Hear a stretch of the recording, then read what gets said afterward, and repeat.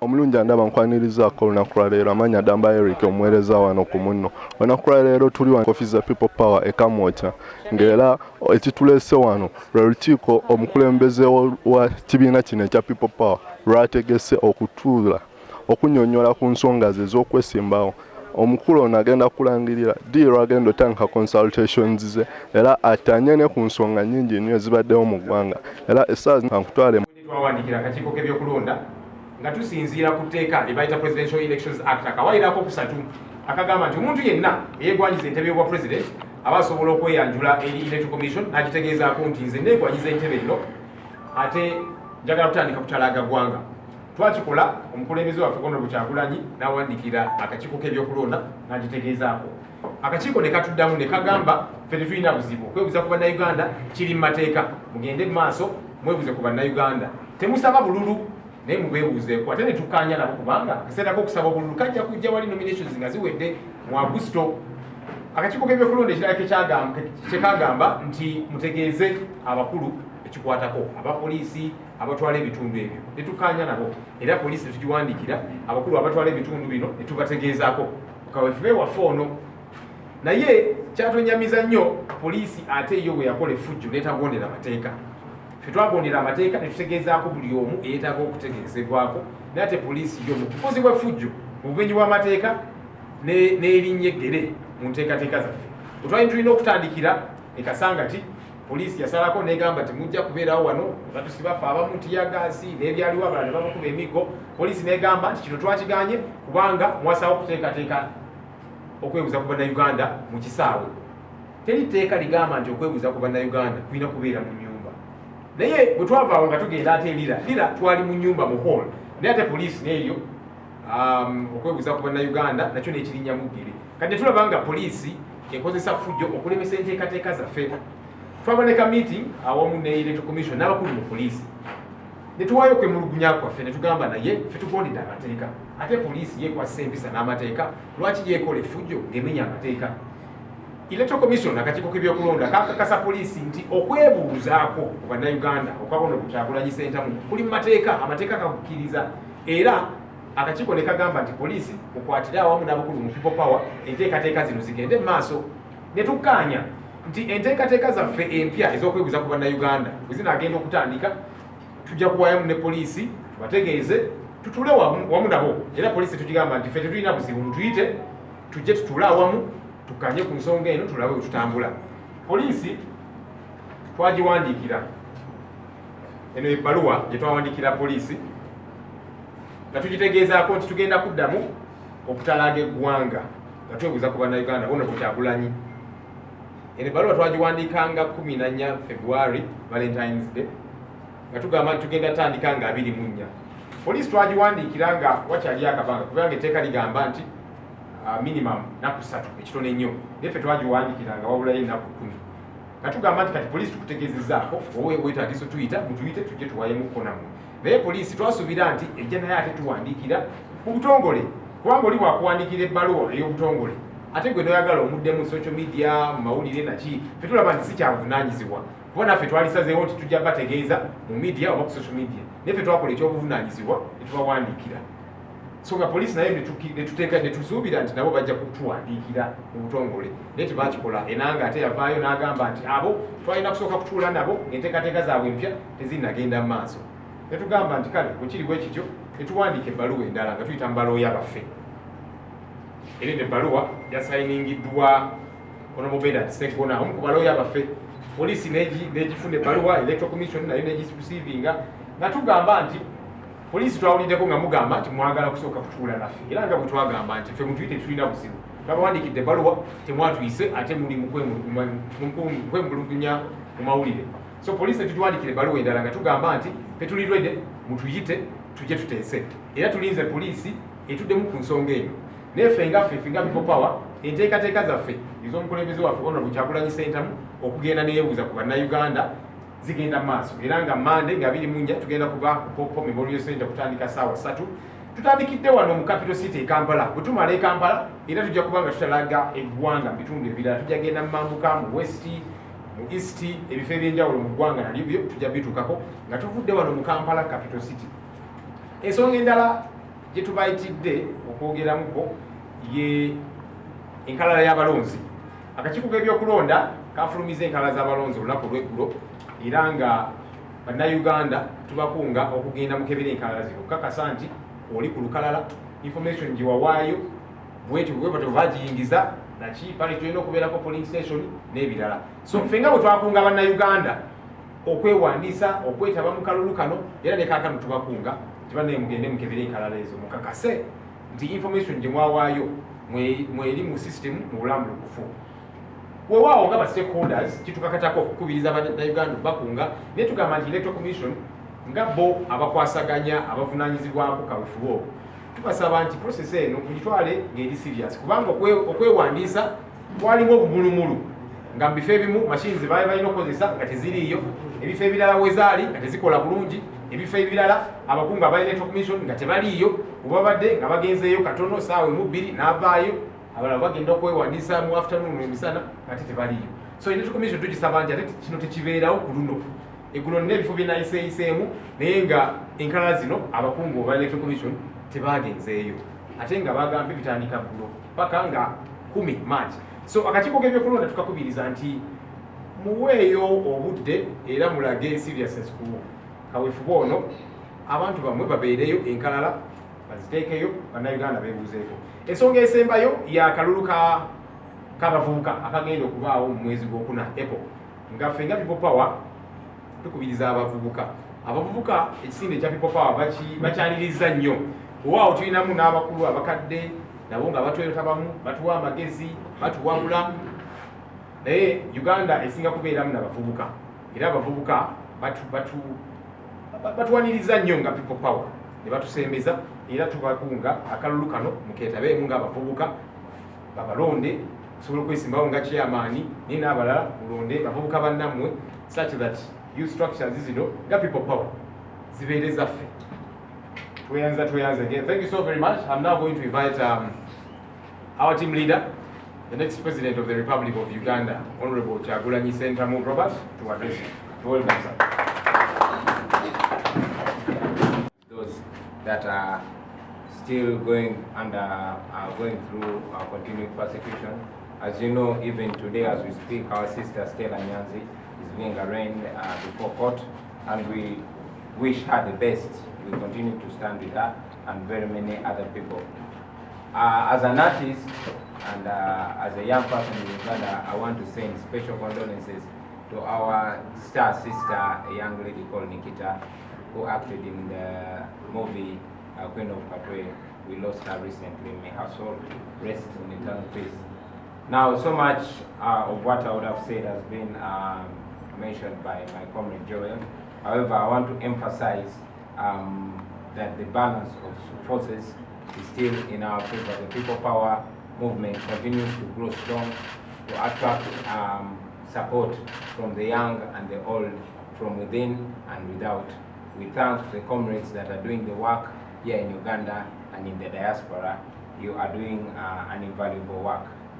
Now, about the consultations, ladies and gentlemen, as you know, we met the Electoral Commission and the police, and we agreed that we are going to give them our new schedule, which we gave to them. We even wrote to the police informing them about our program.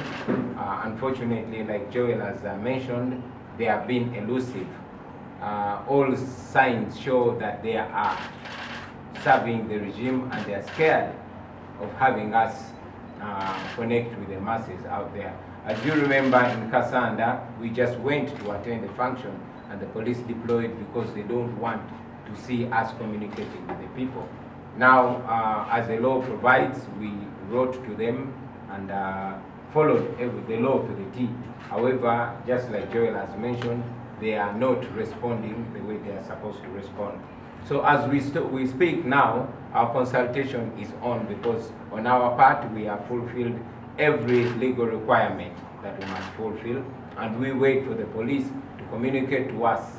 Unfortunately, time is fast running out, but we still expect them to communicate to us in writing officially and give us a go-ahead and give us a guarantee of the security that they are supposed to provide to us.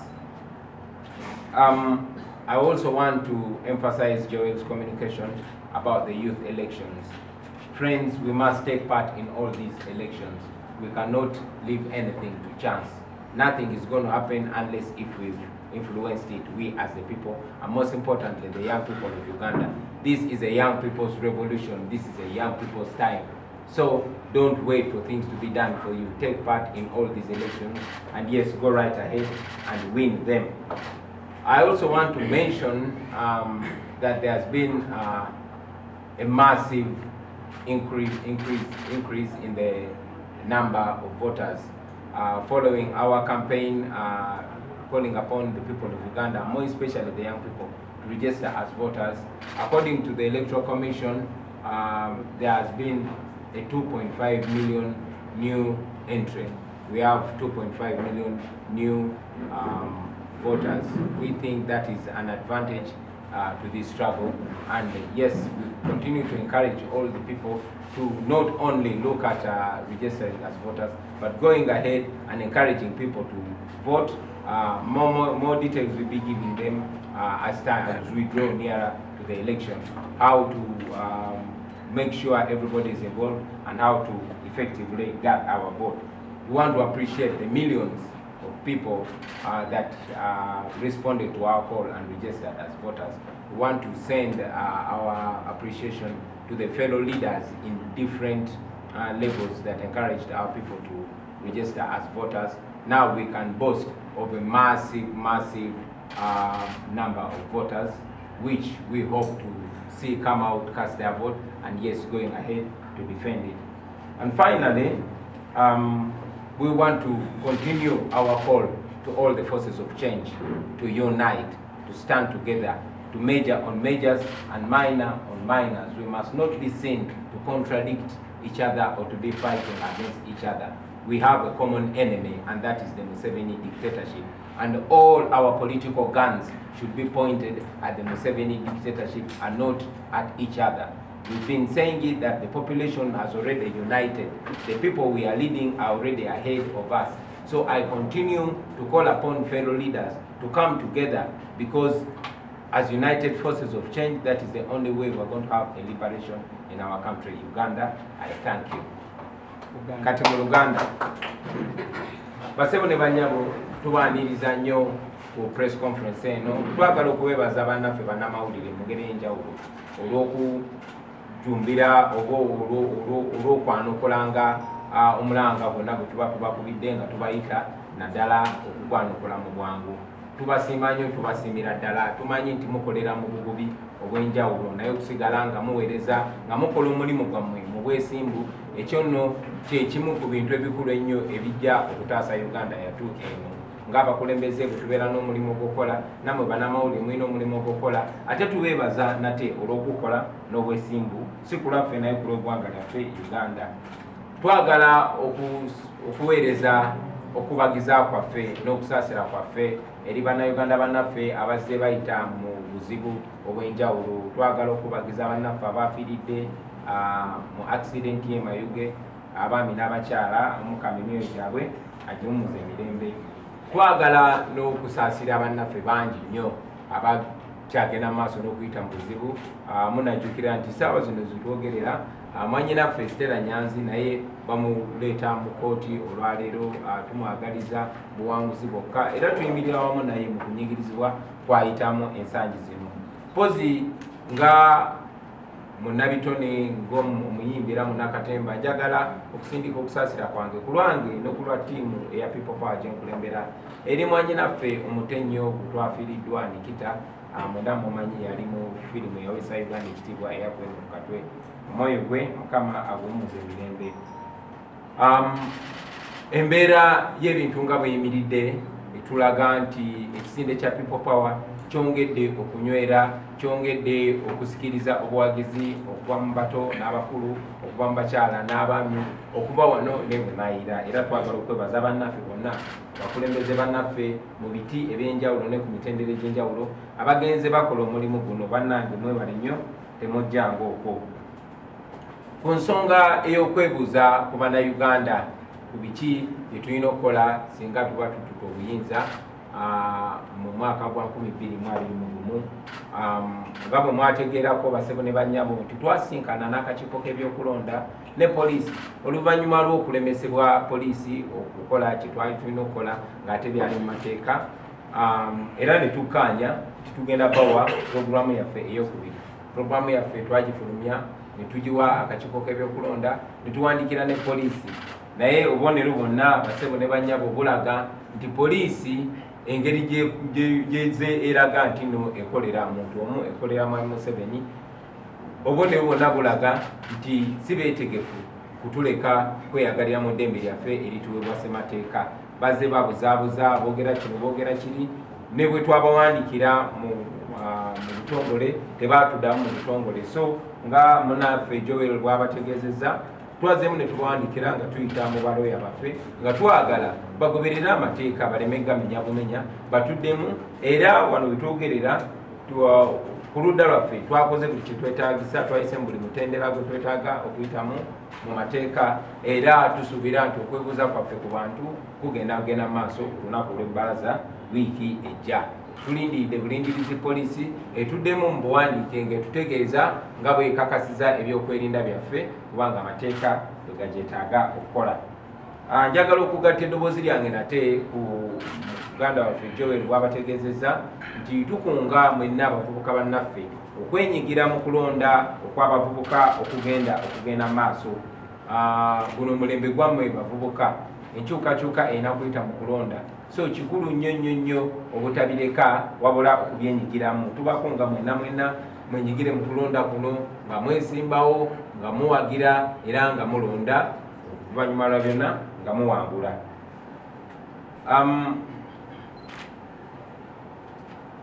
Mwategeezeddwako basebo ne bannyabo era tuzze tulaba reports nti abalonzi abapya abeewandisizza okusinziira akakiiko k'ebyokulonda balaga nti bali 2.2 million. Twagala okwebaza Abannayuganda bonna abaawulira omulanga gwaffe okubakunga okugenda okwewandiisa okufuna endagamuntu n'okufuuka abalonzi, kuba gye bugenda obudde butambula tetwetaaga bawagizi wabula twetaaga abalonzi kubanga twagala kulonda, enkyukakyuka tugenda gifuna kuva mu kulonda.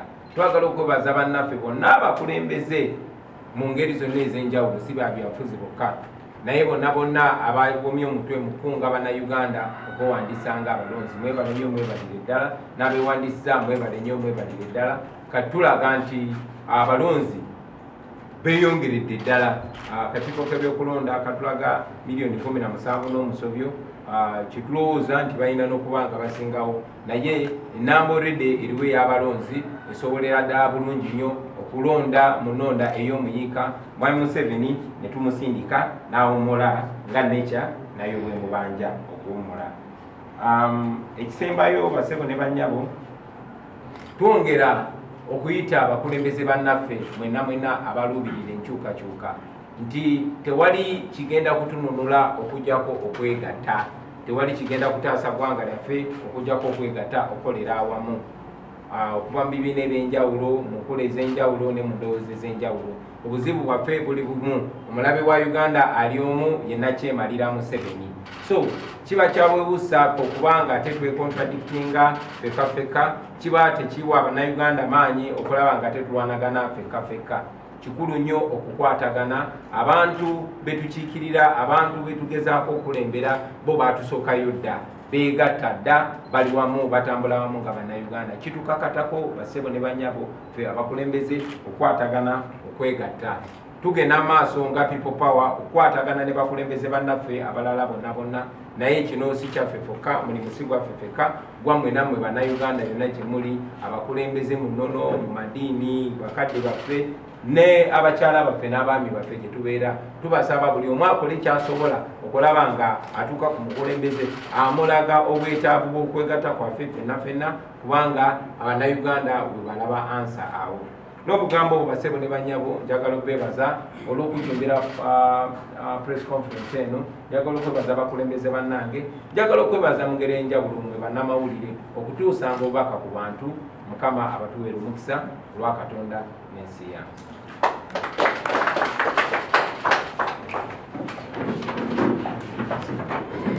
The window for registering and they will have made a team by the election time. Let's not disenfranchise them. And yes, we are not saying that the EC should register people until the eve of election time. No, no, no. You need to stop at a certain point, give yourself time to prepare and so on. But they ended a long while ago, in between then and the time of election, and we are still calling on them to make room for these young people. Their issue has been money, that is not available money and so on. And so as we engage them, we are also pointing that issue to government too and saying, look, democracy is costly, we must make available this money. I mean, the president every so often, he's given money by parliament, supplementary budget for him to walk in Luero, for him to go across the country preaching this message of prosperity for all. Many times we honestly think it's actually prosperity for a few. And we are saying, if there can be money availed for that, money should be availed for the electoral process, because it determines a great deal of things. We don't want anarchy in our country. That's why we want there to be a transition smoothly, and all of that is hinged to a free and fair election. Now, a free and fair election does not just happen on the election day, because an election is a process, it's not an event. So it begins with now, to make sure you don't disenfranchise people, to make sure that those that want to register, they will find EC officials in place and they register, that the machines are working well. All of that is part of making sure the election is credible, because if you goof up at that point, then it puts the election into disrepute. So we have been making that call, and we continue to appeal to the EC to make sure that gets to happen. Paul asked about, okay, before Paul, Derek said People Power was meant to arrange for a meeting with the EC. Like I did say in my communication, in that meeting with the Electoral Commission and senior police officers, we agreed that before our next phase of consultation, let's engage police. And for us, we said, let's even put a finger to what that engaging means. We told the police, look, feel free, before our next consultations, feel free to invite us. We are humble enough to come. We are law-abiding. We shall come, sit down with you, and we plan together. What we want is our consultations to happen, because they are provided for within the law. And that we are insistent on. And the Electoral Commission backed us on that. So our writing to them, notifying them about our next phase of election, of consultations, was to nudge them to say, we are now ready, please invite us. And that's why we wrote to them 10 days prior. We could have done that 3 days too, because the law says minimum is 3 days. But we said no, since we agreed that we should allow room for there to be a meeting between us and them, let's write to them 10 days too, which is very good ample time. But the police did not invite us for a meeting.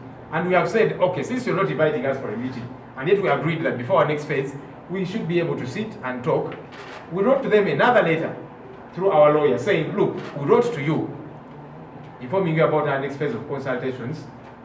Please invite us for the meeting. We are ready. And we are still waiting for police to invite us for that meeting. There is time. So we don't want them to last minute to say, but the meeting did not happen. No. That's not excusable. We wrote to you in very good time. And that's why from our end we are saying our consultations are still on course and they're happening on Monday. If police decides to invite us, because we wrote to them a letter first, we have written to them another one saying invite us, we are ready for a meeting. They have not responded yet. So if they don't respond, that's okay, because the law says notify them. And the law says, POMA, Public Order Management Act, if they have any concerns, they will write to you within 48 hours. So if they do not write to us within 48 hours, that would mean there is no concern. We go ahead with our consultations. That's what the law says. Okay, Paul talked about the happenings in DP and so on. I'll let our principal respond to that one. I'll just respond to one more. The verification of academic documents. So there was something making rounds on social media, and we should stop falling for rumors. The provision of the law and this engagement we even had with the Electoral Commission, for those that ought to have their documents certified are the people who fall in two categories. One, you studied from outside of Uganda, a different curriculum, and you're saying you want to stand now for an elective position here in Uganda, MP for example, and in Ugandan laws they are saying minimum is A level, but your qualifications are not USCE, they are not A level. So you get those qualifications, you studied in Gambia, in the US, in Canada, in South Africa, whatever, take them to the National Council for Higher Education and they certify and say, look, these qualifications are equivalent to our A level. So this person qualifies to stand. That's the first category. The second category is those who studied here, but not through the USCE setting. You did a certificate here, you went to this technical school, and so you have those different certificates, which are, so you did not sit for UNEB or USCE exams for that matter, but you did some other courses, and you would like for that to be verified and ascertained that it's equivalent to A level, USCE. So you gather those different certificates and you take them to National Council for Higher Education. They verify and then they can certify and say these ones are equivalent to our A level. Those are the only two categories. Now, if you start UNEB, you went to Bupanengo SS, for example, and you start Senior 6, you start UNEB exams, and you have a certificate, an original certificate from UNEB, USCE, showing you got 15 points, for example. That original certificate is sufficient. You don't need to have it certified. That's the certificate that you will need to go for nominations. However, you can choose and say, I still would like to have it certified. You can go through and do that. They will take your money and certify. But it's not a requirement for those who start Senior 6 through the UNEB USCE setting. So that should be clarified. People should not panic and say, now I need to certify and so on. The mandatory people that should certify are the two categories. You studied abroad, and so you need that qualification to be ascertained that is equivalent to our A level. Or you studied from around here, but you didn't sit UNEB exams, USCE. You did a technical certificate here and there. Those ones mandatorily, because the law says minimum requirement is A level. So whatever you have must be equated to A level, and then they certify and say, this one has a minimum of A level. But if you start UNEB exam, Senior 6, and you have that original certificate, you don't need to have your certificate certified. It's not mandatory. Maybe very quickly, Uganda, then you don't put a quick one on that. So does Honorable Chabra need to certify his documents? No, he doesn't. Uganda, Livingstone yagende kuchaba vubuka Electoral Commission beyagalira ebweru. Electoral Commission tuzenga tujikubiriza awamu ne gavumenti era tukyakiriko nga tugamba nti Electoral Commission akakiiko k'ebyokulonda wekagalirawo ne kagamba nti kati tutadde komo okwewandiisa ne tugamba nti okuva olunaku olwo paka we tulondera bannayuganda bangi nnyo abajja okuweza emyaka 18 era nga tugamba nti Electoral Commission abantu abo temubagalira bweru. Weewaawo tetugamba nti Electoral Commission eregisteringa abantu paka nga wabulayo olunaku lumu okulonda nedda, of course tekiri practical nga nabo balina okuba n'akadde bapulaninge naye baggala nga wakyaliyo ebbanga ddene ate nga abantu bangi abaggalirwa ebweru. Electoral Commission yo tetugamba nti ekizibu ekisingira okubeera ze ssente. Ffe tugamba nti demokrasiya abeera wa buseeremukko era nga tugamba nti ng'eggwanga kino tukiteekeko essira kubanga palamenti buli kiseera eba eyisa supplementary budget newa Mwami Museveni obuwumbi atalaga eggwanga atambula mu luweero agenze eno abunya enjiri ye eya bonna bagaggawale ate ffe enjiri etutera girabanga abamu bagaggawale kubanga kyekiriwo ekigenda mu maaso. Kati Mwami Museveni wasobola okufuna ssente ezo ezafa abiwa omusolo n'agenda ye n'akuba campaign. Lwaki tetunoonya ssente ne tuziteeka mu kulonda? Kubanga eggwanga lyattu tetwagala tirigende mu katyabaga kubanga okulonda tekwateekebwa bulungi, mwalimu ebumulumulu. Twagala nti buli kimu kikolebwe ng'okulonda kwaffe kuli kwalaali. So ensonga eyo tukyagiriko nnyo nga tugamba nti abantu bano tetubaggalira bweru. Kyetaagisa nabo baweebwe akaaganya okulonda kubanga bakwalifayinga. Derek owa Daily Monitor ayogedde ku nsonga ya poliisi naffe okuwayamuko nabo. Bwe twabamu n'ensisinkano Electoral Commission, abakulu mu poliisi naffe aba people power twakkaanya nti nga tetunnaddamu kwebuuza ku bannayuganda, poliisi tujja gitegeezaako tuwayemuko nabo era netugamba abapoliisi nti temufaayo ffe mutuyite tujja kujja bwe munaatuyitira wonna tutuule wansi twogere ku nteekateeka zaffe zino ez'okwebuuza ku bannayuganda tujja kujja. Era kyetukoze kati ebbaluwa twagibawandiikira naabulayo ebbanga eriwera kubanga etteeka ligamba nti ekitone ennyo nnaku 3 naye ffe twabawandiikira nga wasobamu ne ku wiiki nnaku zaali 10 nga tubawa akaaganya nti balina ennaku nnyingi ze basobola otuyitiramu bagambe nti kale mujje tukize tuwayemuko ku nsonga eno.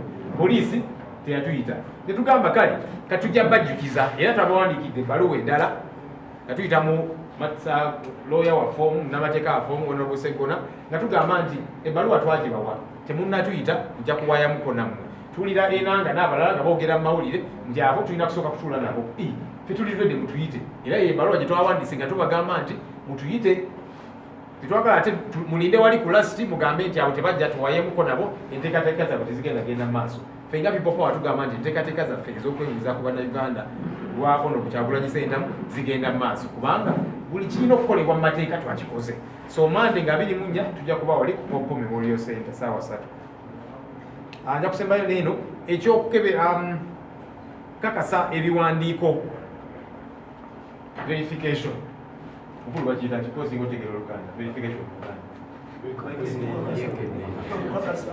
okukakasa okwekenneenya obutuufu bw'empapula zo banaye bannayuganda balekera okubuzaabuzibwa okucekera okulu ampabuddemu kuba kuyita kucekera mu luzungu kyemuyita checking eno mugeto kiyitibwa kucekera kati obanga oyagala okucekera ng'oyagala okukakasa nti empapula zo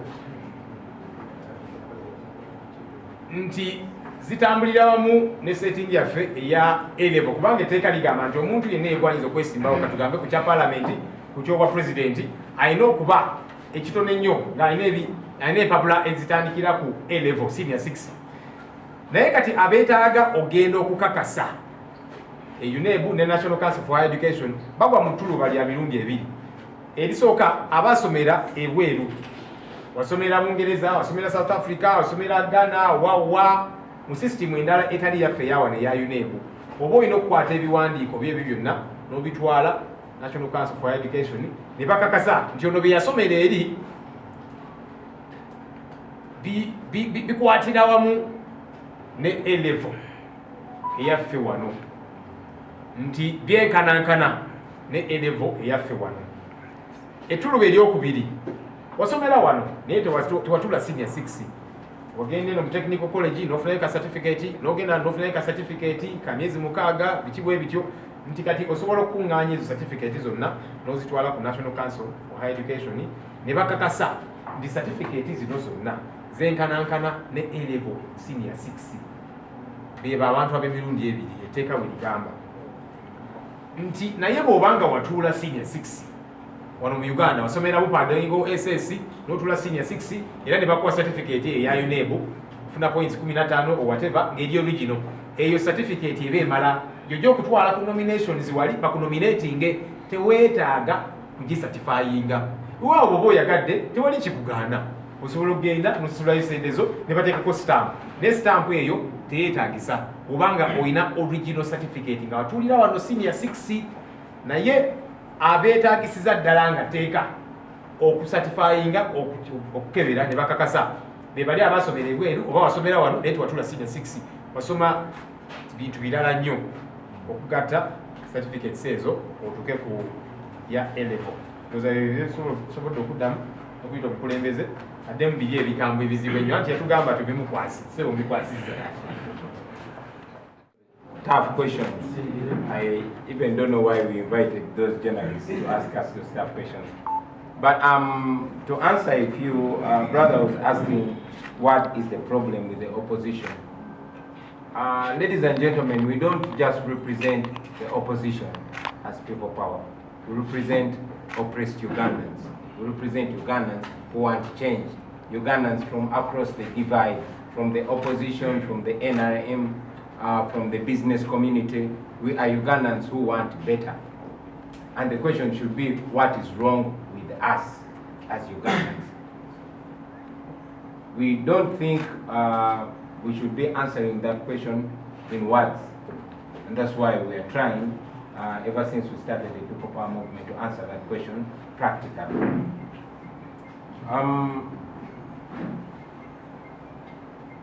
Somebody was asking about the DP and whether People Power is the cause of the confusion within the Democratic Party. I must say, while we recognize that challenges are in every party, it baffles me why they're not asking us why we're not the cause of the challenges in the NRM, in the FDC, in JEMA, in the ANT, and in the EP. People Power has been here for just slightly above 2 years, and the Democratic Party has had challenges since way back in 1961. I was not born, and I believe many of you were not born yet. We're not here to point fingers in the weaknesses of the comrades, and that is why we are being deliberate about not involving ourselves within the internal confusions or the internal challenges in every political formation. We presented ourselves, and we continue to present ourselves as a uniting platform. We continue to want to be the gum that unites all these forces of change. We want to major on majors and to minor on minors. And that is why we think what is more important is to look at the resourcefulness of every comrade and the resourcefulness of every political formation. That is why we continue to refuse to be dragged into the challenges and the confusions of the internal confusions of every other political formation. We were asked about the tax compliance regulation that was recently mentioned by the Uganda Revenue Authority. I will just mention briefly about it, and I think Comrade Latif had wanted to say a word about that.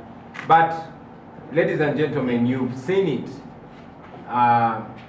since the past that ever since the entry of People Power, ever since the challenge that we posed to the status quo as a generation, so many ridiculous things have been brought up. You remember that the government actually proposed to raise the nomination fee for president to 100 million. Besides bringing various ridiculous moves to stop us from challenging President Museveni, I am convinced that this is one of them. I was watching a press conference by the head of the Electoral Commission, who said there is no law in Uganda that says that the Electoral Commission must be cleared with before one runs for office. So I would like to believe that that is one of the many ridiculous steps by President Museveni and his government to stop us. But I want to tell them they cannot stop us. We are way, way uncontainable. About the People Power members that were attacked for meeting Dr. Kizza Besigye, I want to mention this without fear of contradiction, that we encourage unity at every level. And I condemn any criticism to comrades that extend a hand to fellow forces of change. We must stand together as brothers or fail together as fools. We are not fools. We believe that unity is necessary, and we continue to pursue it, even if it's not very easy to get. So I encourage all the comrades from the People Power movement and other forces of change to connect. It is not supposed to be an instruction from Kyagulanyi for you to relate with other forces of change. Like I've said in the beginning, it's not about me, and neither is it about my fellow leaders here. It's about every Ugandan. We have the same right and same responsibility to pursue this change. In my earlier communication, I told you, friends, that let everybody do what they can in your power. The traders, the business community, the religious leaders, the cultural leaders, everyone, whatever you can do it to draw us together. Maybe it's we might have personal differences as leaders, but we know that there are people that we respect that can speak sense to us and cause us to unite. We want unity, and anybody that makes any step towards unity is a hero in our eyes. So we encourage all those brothers and sisters to connect with other forces of change. And I want to again reiterate my thanks to the comrades in the diaspora, the People Power coordinators that met with Dr. Kizza Besigye. Please continue to meet with other leaders, even if they come from the NRM, because our message has been the same. We must unite, we must defeat the dictatorship, and we can only do that when we are together. And finally, I was asked about our fellow artists. In particular, I was asked about Comrade Ronald Manager. Our sister said he has been looking for me and failing to see me. While I stand here as the leader of the People Power Movement, I'm an artist still, and we artists are family. We communicate and we hear from each other. We have each other's numbers. But like I've been saying, this is a national issue. It's not about me. It's not about communicating to me as Kyagulanyi. It's not about appeasing me or convincing me. We must convince the population because we are accountable to the population. Ladies and gentlemen, fellow artists out there, you're not committed to me. You're not accountable to me as a person. You are accountable to the population, and we are bound by the values that we represent, which we must not contradict at any time. So I'll request you, Comrade Joel, to allow me later.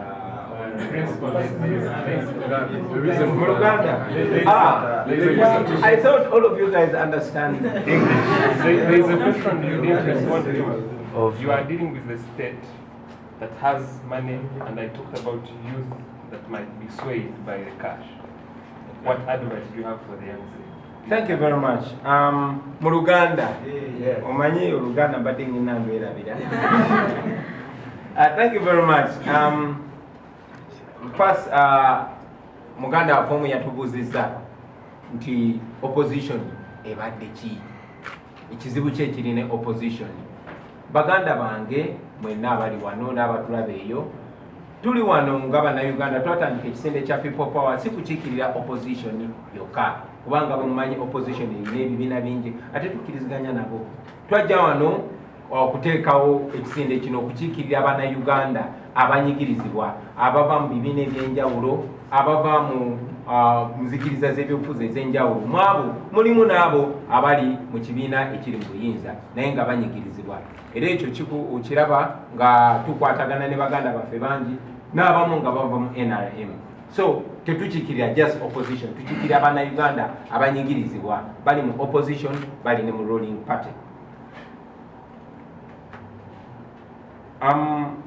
Nabuzibwa ku nsonga aba Uganda Revenue Authority ze baleeta ne bagamba nti omuntu yenna yenna agenda okwesimbawo balina omukiryalinga.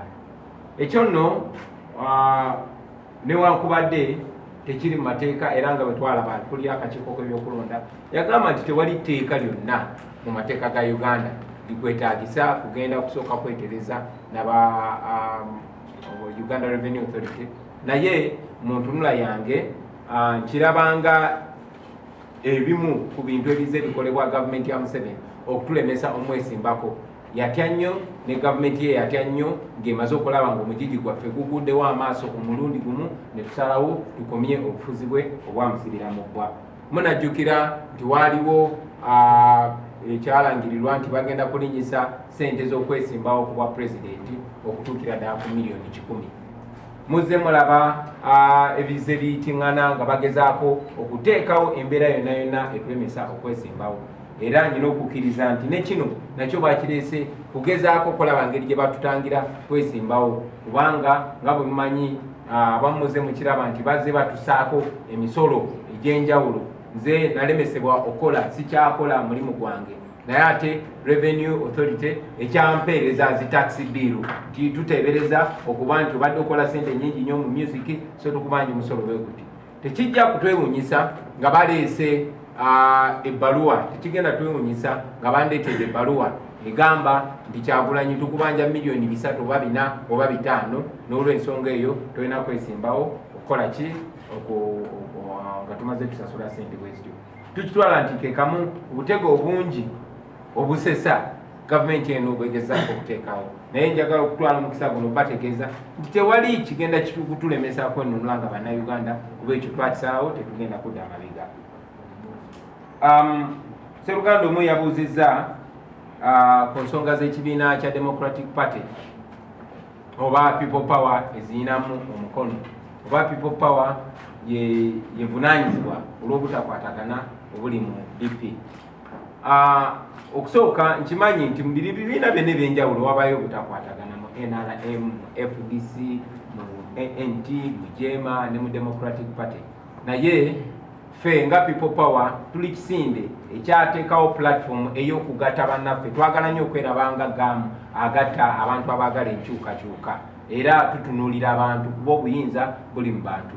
Njagala nokyogerako nti ekibiina kya Democratic Party kibadde n'ensonga zaakyo okuviira ddala mu mwaka gwa 1961. Nze nali sinaba kuzaalibwa era nkakasa bangi ku mmwe bwe muba nga si mwenna mwali temunaba kuzaalibwa. So twagala nnyo okutunuulira ku bisobola okutugatta okusinga ebisobola okutwawula. Twagala nnyo okutunuulira ebinaatutwala mu maaso okusinga ebinaatusiba okutambula okugenda mu maaso. Ate nga tumanyi nti ne gavumenti ya Museveni ebadde ekakozesa nnyo ng'akakodyo okugeza okusiga obutakwatagana mu forces z'enkyukakyuka ez'enjawulo. So mu mbeera eyo basebo ne bannyabo tetwagala nnyo okwenyigira mu nkaayana oba obutakwatagana bwa munda bwa bibiina bye tukolagana nabo eb'enjawulo. Kuba twagala kugatta, tetwagala kwawula, twagala genda maaso, tetwagala kwesiba nga tetutambula. Nabuziddwa ne ku nsonga ya bamemba ba people power abali emitala w'amayanja abamu nga bakolokotebwa olw'okusinkana bannakyukakyuka abalala omuli mukadde waffe Dr. Kizza Besigye. Kale nno ng'omukulembeze w'ekisinde kino nze njagala okyogera n'okikakatiza nti omulamwa gwaffe gwakwegatta era omuntu yenna akola kaweefube ne bw'aba mutono atya ow'okutugatta n'okusaawo omwoyo gwa Sseruganda oyo nno abeera muzira era tumusiima. Twagala okuvumirira ne sekuvumirira yenna abantu bonna abagezaako okugamba nti waliwo be tutalina kwatagana nabo kubanga twetaaga okwegatta, twetaaga okutambulira awamu. Weewaawo wabawo ebibuuzo bingi bye tubeera nabyo nga bannakyukakyuka, naye njagala tubeere bakulembeze naddala bannaffe abafuna omukisa okubeera ku social media ebigambo byonna bye tusiweereza abantu bibeere nga bitugatta nga tebitwawula. Buli kye tugamba bannaffe kibeere nga kibakuma bukumi nga kitupresentinga ng'abagatta so si ng'abawulayawula. So mu mbeera eyo njagala okubakunga ng'era bwe nayogedde mu kwogera kwange nga ntandika nti buli asobola okubaako kyakola ekitugatta akikole. Weewaawo tumanyi nti abantu baffe betukulemberako beegatta dda naye ffe ababakulembera ffe tutanabakwatagana, naye tekijja kusinziira ku ffe ffekka, nammwe mujja tuyamba. So mwe bataata bamaama bali eyo abakulembeze b'ennono, abakulembeze mu madiini, ba elda abakadde baffe, mwenna buli asobola okubaako nekyakola akikole okulaba ng'atubuulirira ng'atuluŋŋamya okuba nga tukwatagana kubanga twetaaga okutambula nga tuli wamu. Ate ekyo bwe tuba tetusobola kikola ffekka nammwe abali eyo musobola okubeera mu kaweefube oyo basebo ne bannyabo. N'ekisembayo nabuuziddwa ku baganda baffe, kankiddiremu wamu baganda baffe naddala abayimbi abo abagenze bava ku mugendo. Nja kusooka ekya muganda wange Ronald Mayinja omu yantegeezezza nti abadde anoonyako ku simu naye nga tanfuna. Mpozi ng'oggyeko ekyokubeera nti nze mukulembeze w'ekisinde ekya people power, ndi muyimbi, ndi artist era ffe ba artist tulina enkolagana oba tulina obwa Sseruganda tulinga family tuwuliziganya era twogera. Naye ate ku mulamwa guno gwe tuliko si gwa ba artist bokka wa ggwanga, ekitegeeza nti ne bwe tubeera ba mukwano kati obuvunaanyizibwa tebuli ku nze, tolina kusikiriza nze bakombisinga nze nga Kyagulanyi, wabula kino kye tukola tukiikirira bannayuganda bonna era tuvunaanyizibwa si eri ffe ng'abantu ng'abayimbi wabula eri bannayuganda bonna betulina okulaga amazima, betulina okumvinsinga obwesige betulina okubujjako so si bujjako ffe bantu kinoomu. Pozi mbeera yemu kanziremu n'ekyabayimbi bannaffe abalala abagenze batengulwa era nga mbuzibwa nti magezi kigemba wa bali tuli mu kutiiringa ne gavumenti erina ssente, erina ebyokulwanyisa, erina buli kimu. Baganda bange njagala obategeeza nga bwe mbadde ngamba abayimbi bannange abali eyo nti bwewaawo gavumenti erina makinale yonna etiisatiisa, erina ne ssente, naye ffe abayimbi tewali kitumakinga ki kye tuli okugyako abantu be tukiikirira.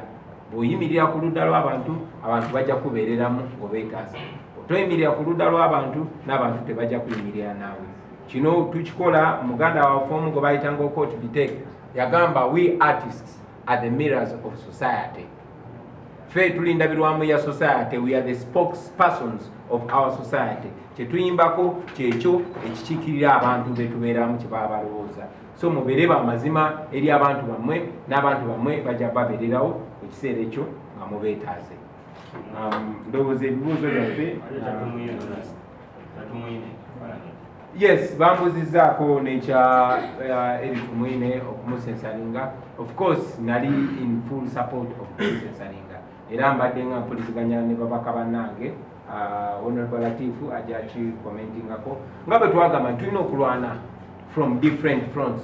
Tulina okulwana nga tusinzidde ku front ez'enjawulo. Babaka bannange nga balwana okusinzira ku front gye baliko nga nange lwana okusinzira ku front gye twaliko. Of course tuli disagreeable n'empisa ze naye just symptom ako just kabonero. Twetaaga okuva obulinga system yonna nga bwomanyi nti ne parliament yaffe tebakyagiwa kitiibwa. Mwalaba nga parliament eyisizza ekiragiro okugaana abasirikale okutulugunya abantu ku nyanja naye nga tekirina kikyakola n'ebirala bisalibwawo bingi nnyo. So nga tulwanira ku front ya parliament muganda wange Latifu ajja kyongerako tulwanira ne ku fronts endala zonna. Yeah, about the censuring of General Tumwine, of course I was in full agreement of censuring him, and I was in close contact with my comrade members of parliament. Honorable Latif will elaborate more on that. But I see that not only as a symptom, we must overhaul the entire system, well knowing that it is not the first time that he's disrespecting the parliament, and that is a characteristic of him and his leader, President Museveni. So while my colleague MPs are fighting from one front, we are fighting from different fronts, and we hope to change the entire thing as a whole, not just solving the symptoms. I thank you, ladies and gentlemen, and I want to ask Honorable Latif Beko Chayodera in just a short while. Yesterday, when the chairperson of the Electoral Commission, Justice Byabakama, interfaced with the parliamentary, local and parliamentary affairs, it was very clear that in all our laws, we have the Parliamentary Elections Act, the Presidential and Local Government Act. There is no way in all our laws where it is a requirement that you have to satisfy with your name, unless when you want to equate with National Council for Higher Education. And secondly, when it comes to tax clearance, Uganda Revenue Authority is mandated to collect taxes, and we also encourage Ugandans to pay taxes. But it's not a requirement that before you present yourself for nominations, you must have what we call a tax clearance certificate. It was cleared very well that it has never been a requirement, and according to our laws, it's not a requirement. Because after that, then you also tell Ugandans who go to government facilities that you must present yourself a tax clearance when you go to hospitals, to schools, or to immunization, which is not the case. So that is also very clear. Then the issue of Honorable Eli Tumwine. Of course, this was not a personal issue. This was a resolution of Parliament, because a committee of human rights, of which I'm a member, and Honorable Chaplain, we agreed after making our report, after carrying out investigations, and many of you really observed how Honorable Tumwine was responding, how he behaved. So in the wisdom of Parliament, we decided that Tumwine must be held accountable for blocking the activities of a parliamentary committee work. And in our meetings, in the debates, it was agreed that a censure motion must be moved, and all of us, regardless of our political affiliations, agreed to censure General Eli Tumwine. And the clerk communicated officially, and the process has been going on.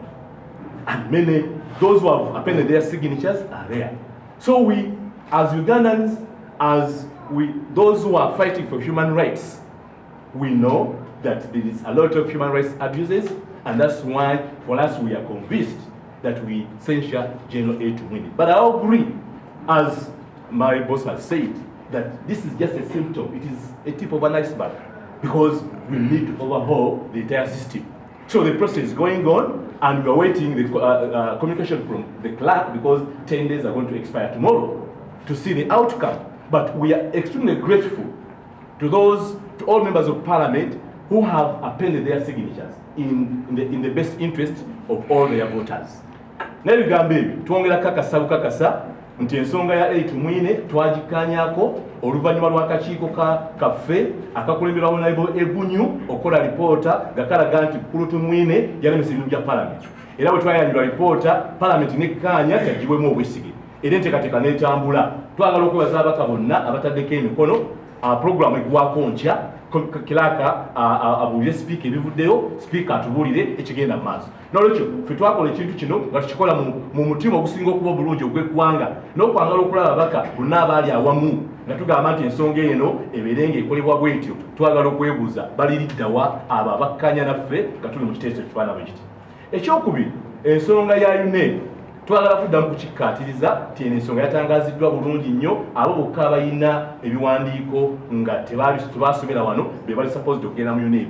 Era Justice Byamukama bwe yabadde annyonnyola akakiiko ka Legal Affairs Committee yakinnyonnyodde bulungi nnyo nti si buli omu okuggyako abo abeetaagisa aba National Council for Education. N'ekisembayo ensonga ya tax clearance. Tumanyi nti buvunaanyizibwa bannayuganda okuwa emisolo, era tukubiriza bannayuganda okuwa emisolo, naye si kakwakkulizo n'omulundi n'ogumu. Era tusuubira nti press release egenda kuvaayo kubanga Justice Byamukama ekkulu yakakasizza olwaleero oba enkya agenda kufulumya press release, kubanga amateeka mutulondera gali clear nti omuntu okwesimbawo bino bye byetaaga. Tetulabangamu kya tax clearance.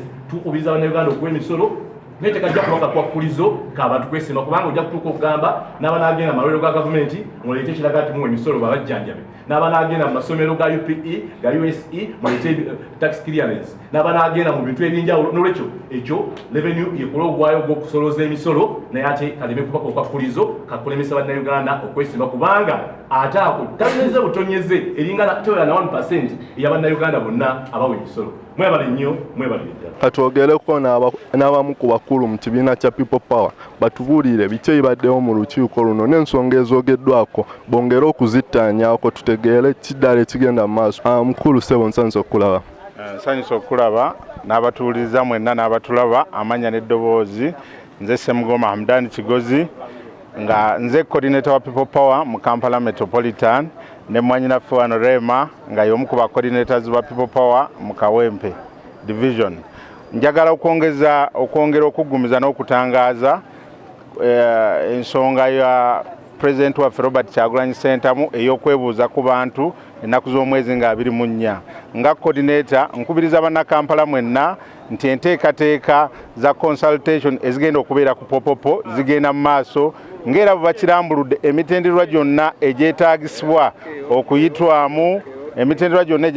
okuyitwamu okulaba nti consultation eno gyeri gyayitiddwamu. Era tukubiriza bannakampala okujja mu ofiisi zaffe n'abantu abakola emirimu gya coordinators ku levels ez'enjawulo okulaba nti tukwatagana omukolo guno gusobole okuvaayo obulungi. Mukulu Hamdan, mwetegese mutya ku kulonda kw'abavubuka okugenda okujja mu mwezi gw'okunammwe nga People Power? Nga President waffe bw'akyogedde, guno omulembe gw'abavubuka era kusoomoozebwa kw'amaanyi nti tukubiriza ba coordinators n'abavubuka mwenna n'eggwanga lyonna okulaba nti twenyigira mu kulonda kw'abavubuka nti yentandikwa era kyekituwa pace kwe tugenda okulaba nti tukyusa obuvunaanyizibwa bw'eggwanga lino, kubanga kirambikiddwa bulungi nti abeeremeza mu buyinza buno abaliwo kati ba myaka egiyiseeko.